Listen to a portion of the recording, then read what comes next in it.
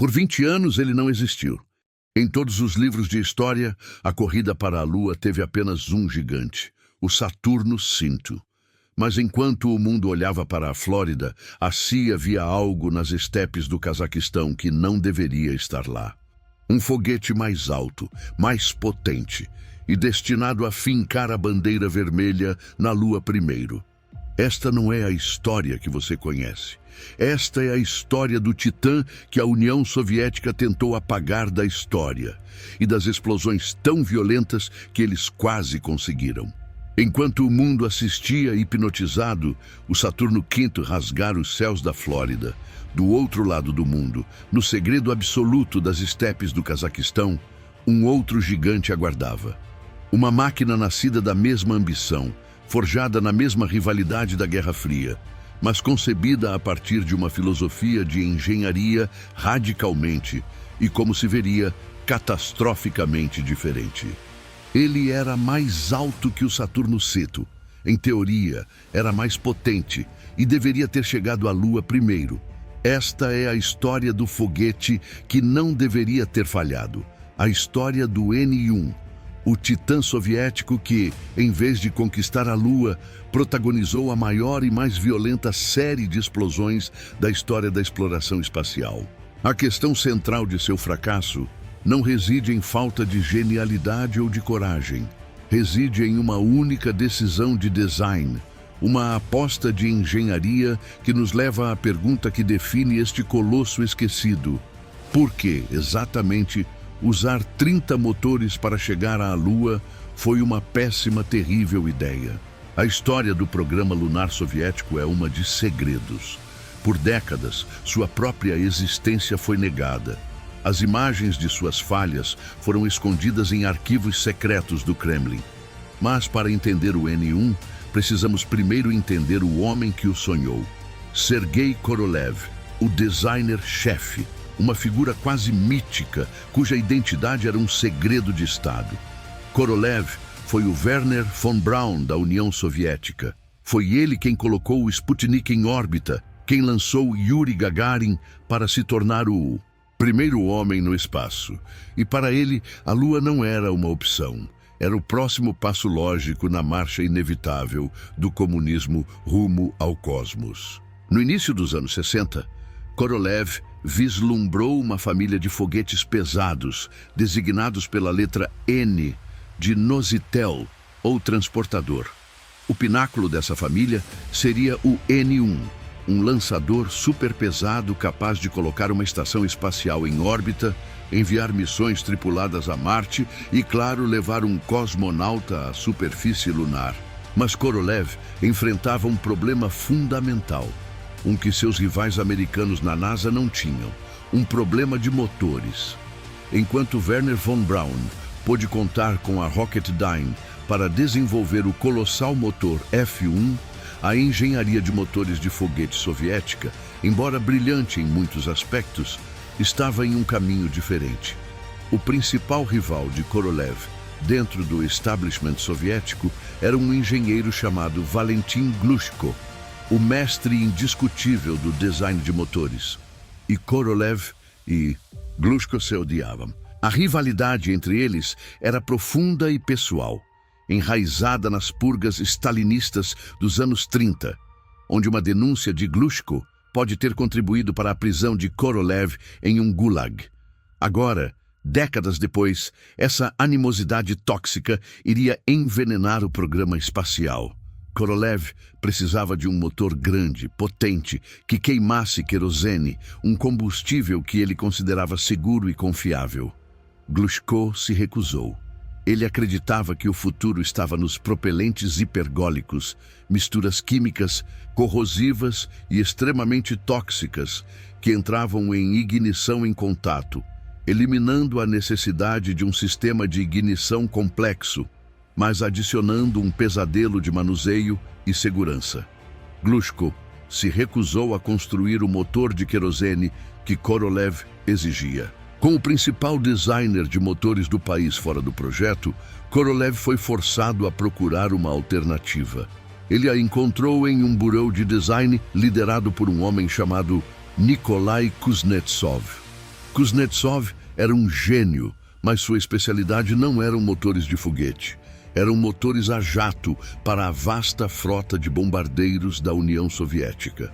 Sem tempo e sem opções, Korolev deu a Kuznetsov uma tarefa quase impossível: adaptar sua experiência em motores a jato para criar um motor de foguete de ciclo fechado, uma tecnologia extremamente avançada e eficiente, mas também notoriamente complexa e temperamental.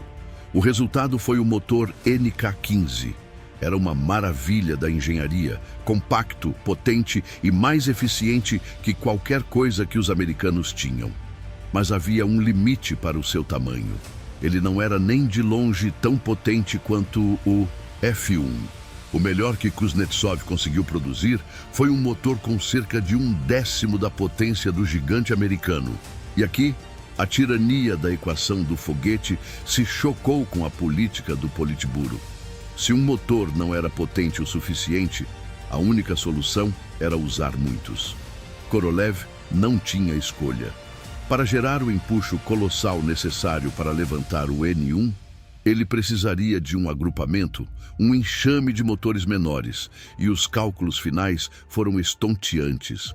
O primeiro estágio do N-1, o Bloco A, precisaria de 30 motores NK-15, dispostos em 2 anéis concêntricos, 24 motores em um anel externo e 6 em um anel interno. Essa decisão, nascida da necessidade e de uma rivalidade pessoal, definiu o destino do foguete. A filosofia de design do N-1 se tornou o oposto polar da do Saturno V. Enquanto os americanos buscaram a simplicidade na força bruta de 5 unidades, os soviéticos buscaram a força na complexidade de 30. No papel, a ideia tinha seus méritos. A falha de 1 ou até 2 motores poderia, teoricamente, ser compensada pelos outros, aumentando a redundância.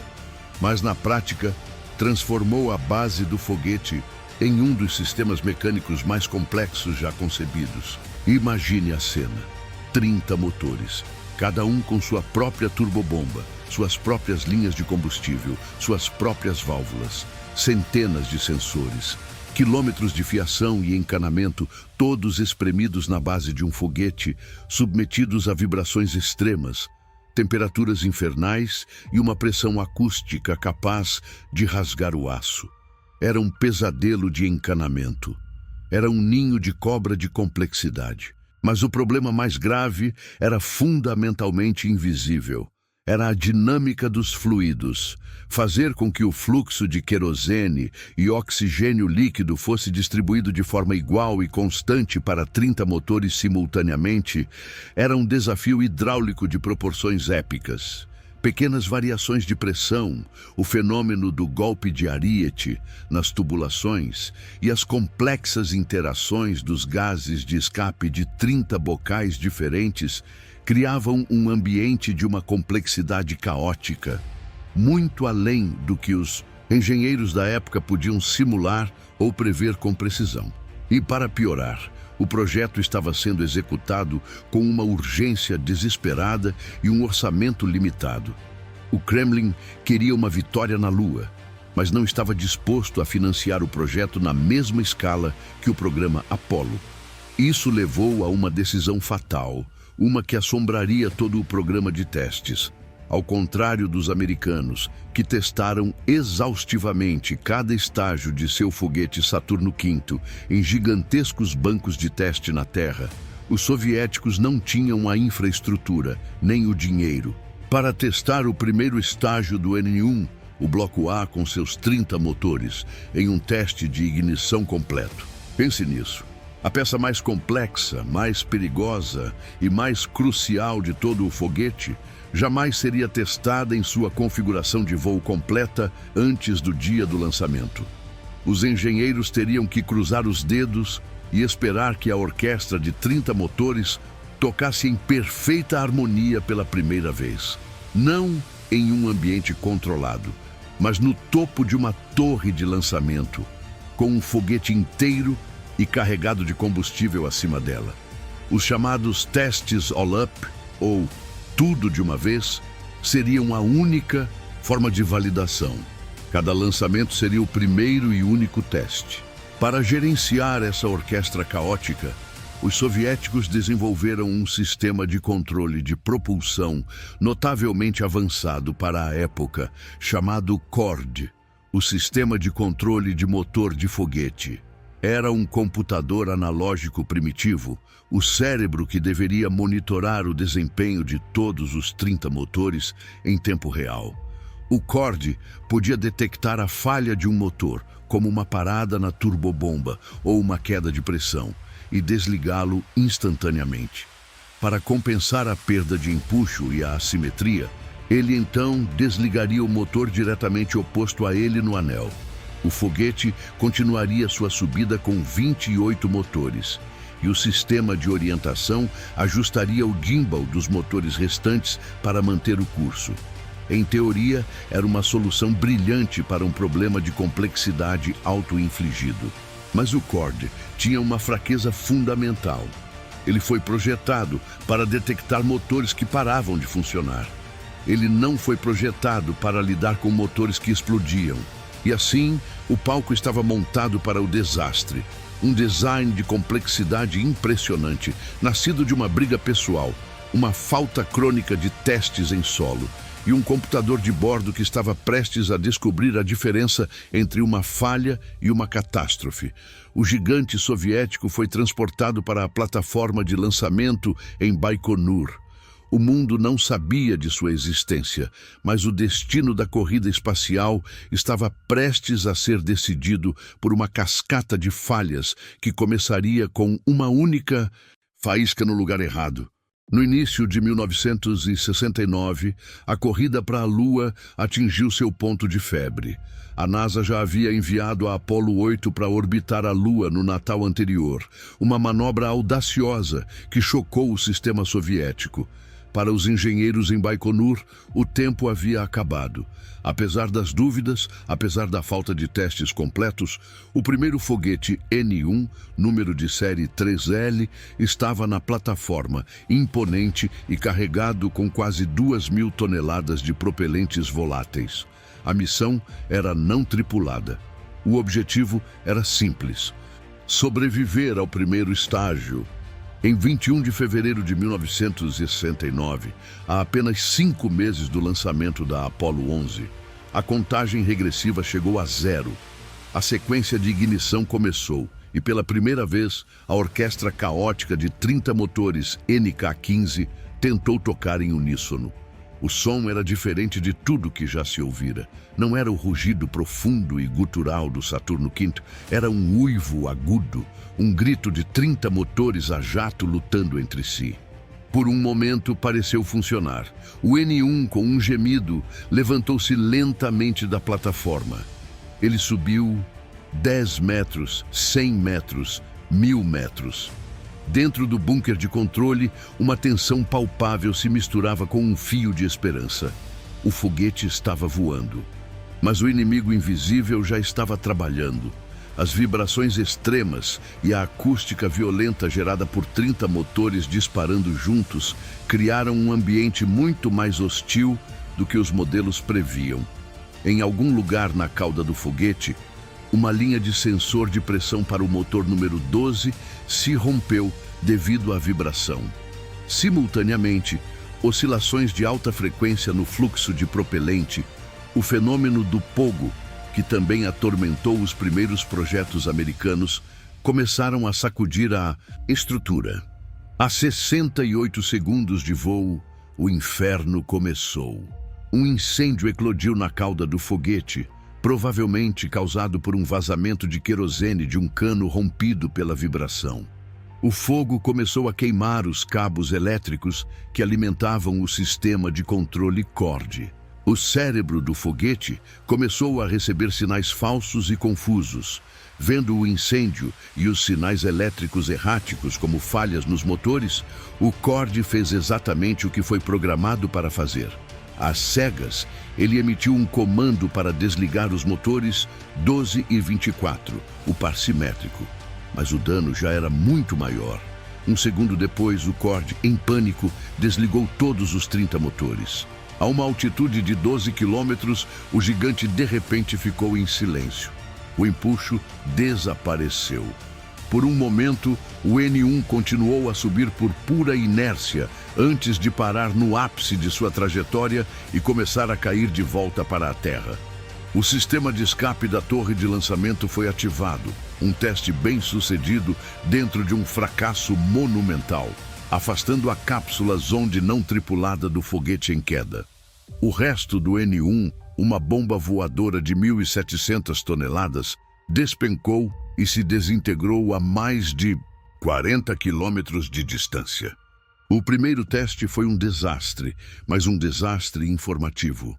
O foguete havia voado por mais de 1 minuto. A estrutura havia resistido. A culpa foi atribuída à vibração, ao fogo e a uma falha no sistema de controle.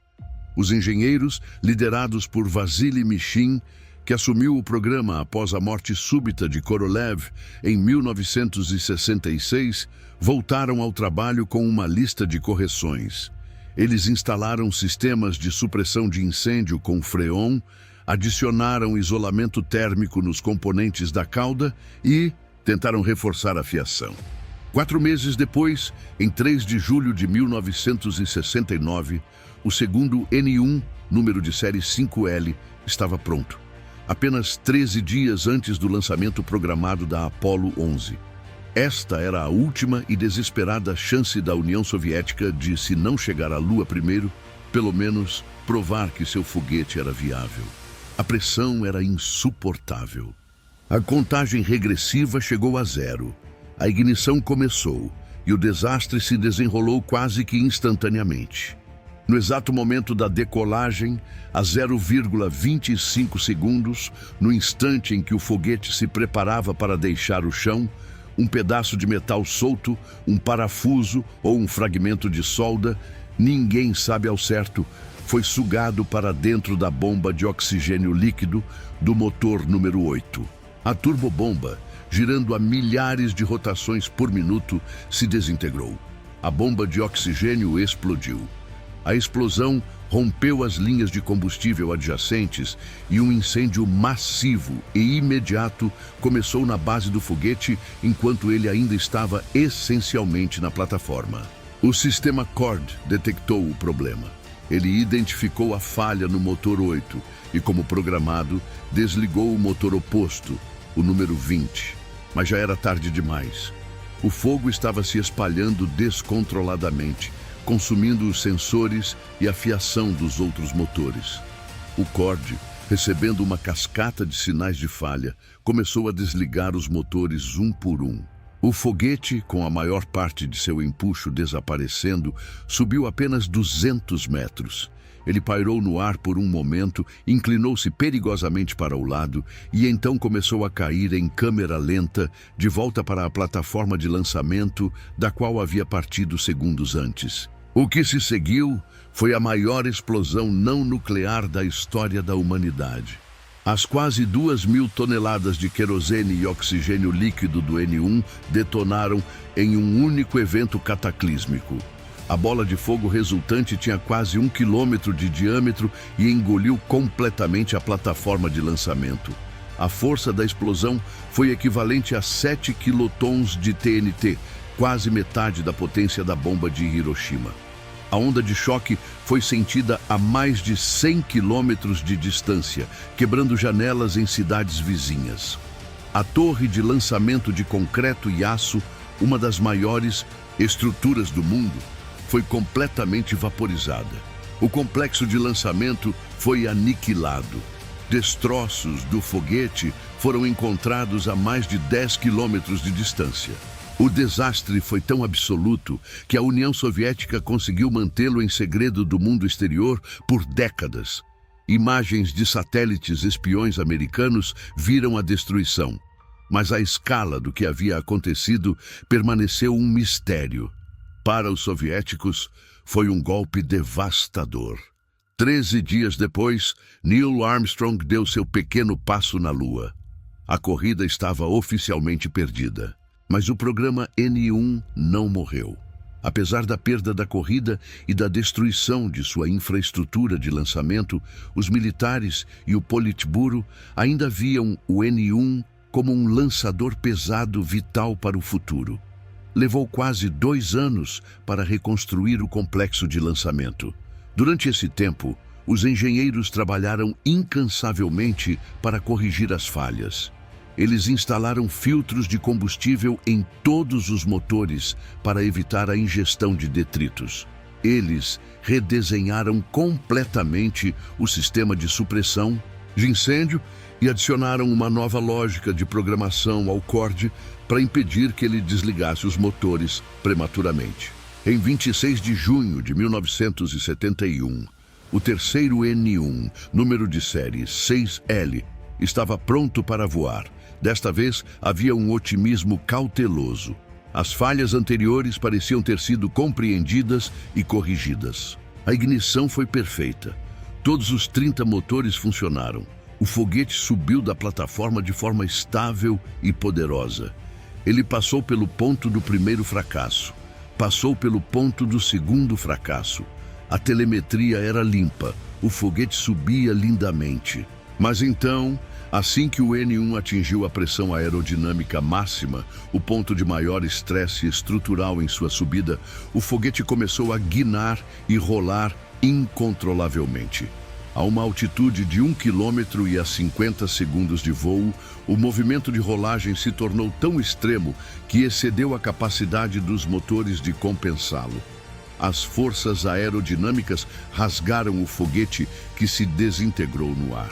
A análise pós-voo revelou uma causa totalmente nova e inesperada de falha. O fluxo dos gases de escape dos 30 motores, ao interagir com o ar em alta velocidade, criou um vórtice de torque, uma força de rotação que os projetistas não haviam previsto. O sistema de controle de voo, que não tinha autoridade para controlar a rotação usando o gimbal dos motores principais, foi completamente sobrecarregado. Era um problema fundamental de aerodinâmica que só se revelou quando o foguete finalmente sobreviveu por tempo suficiente para atingir alta velocidade na baixa atmosfera. De volta à prancheta, a derrota foi amarga. Eles haviam resolvido os problemas de motor apenas para serem derrubados pela aerodinâmica. A solução foi, mais uma vez, um acréscimo de complexidade a um sistema já complexo. Eles adicionaram pequenos motores de controle de reação, ou vernier, para controlar a rotação do foguete. Em 23 de novembro de 1972, o quarto e último N-1, número de série 7L, fez sua tentativa final. Ele incorporava todas as lições aprendidas de 3 desastres anteriores. Era o N-1 mais avançado e, teoricamente, mais confiável já construído. O lançamento foi novamente perfeito. O foguete subiu com uma estabilidade que nunca antes fora vista. O novo sistema de controle de rotação funcionou, mantendo o foguete perfeitamente reto. Ele sobreviveu à pressão aerodinâmica máxima.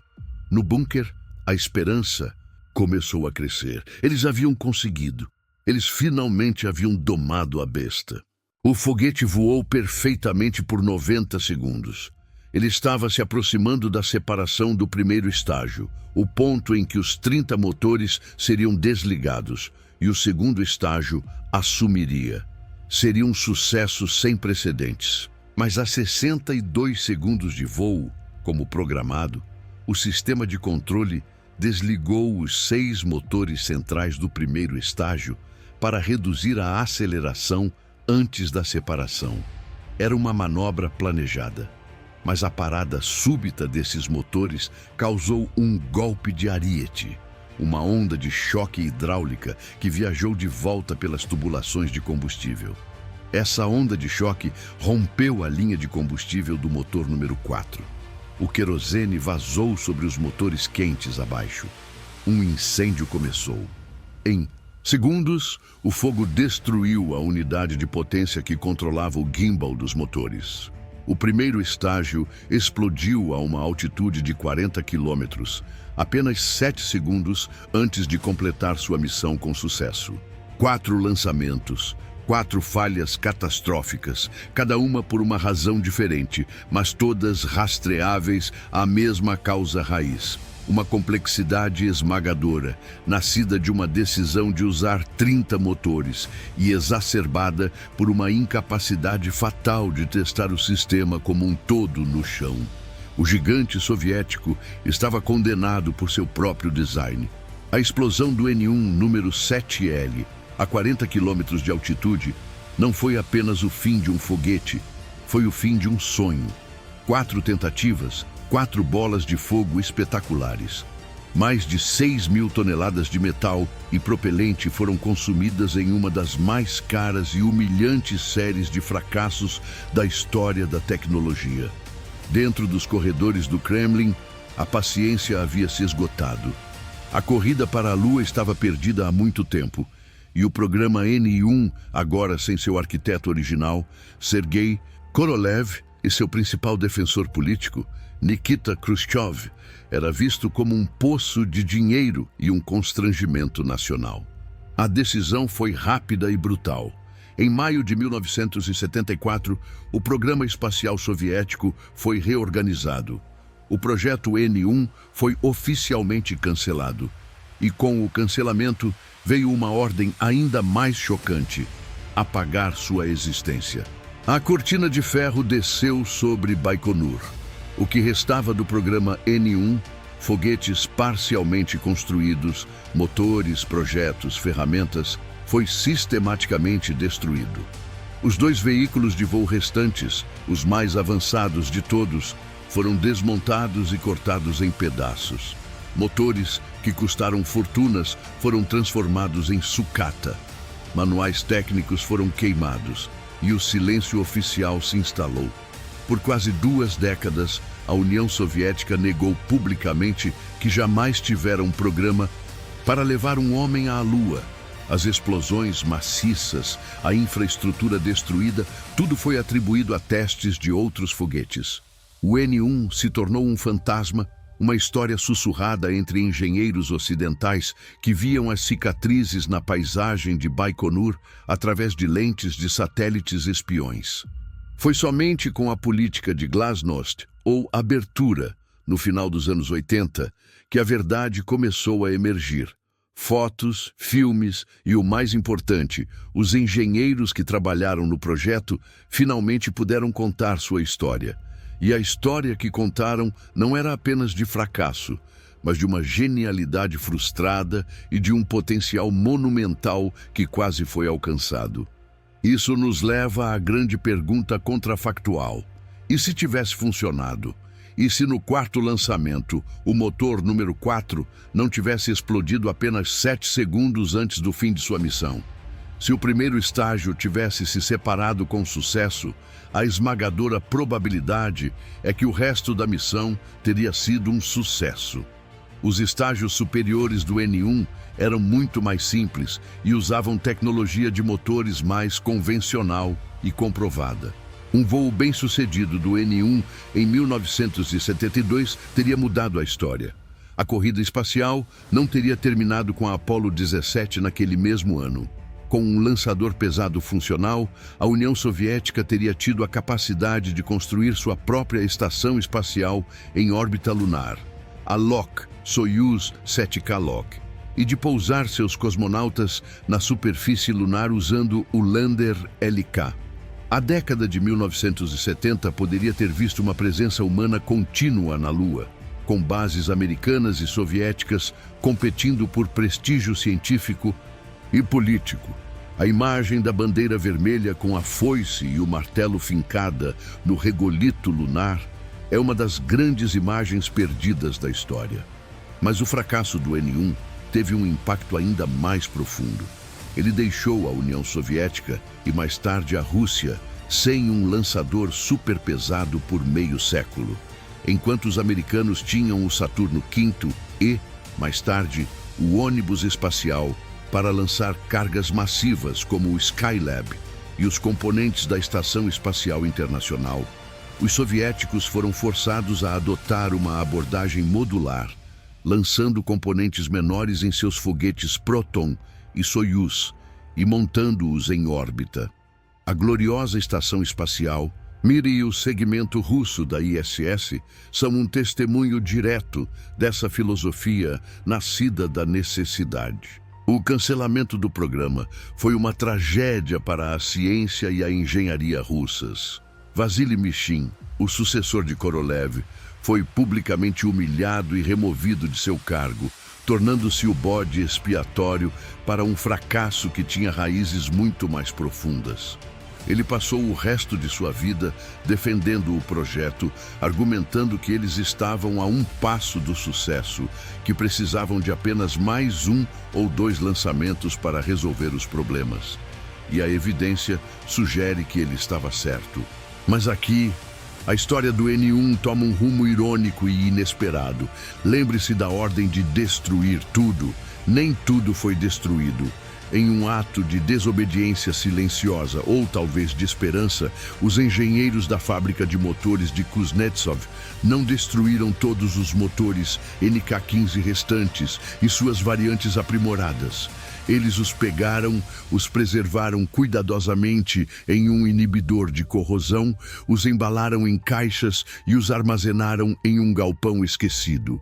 E lá eles ficaram por 20 anos, como cápsulas do tempo de uma era perdida de ambição. Na década de 1990, após a queda da União Soviética, a Rússia estava em crise econômica. As empresas aeroespaciais, desesperadas por dinheiro, começaram a abrir seus arquivos e armazéns para o Ocidente. E foi então que engenheiros americanos, visitando a antiga fábrica de Kuznetsov, tropeçaram no tesouro escondido.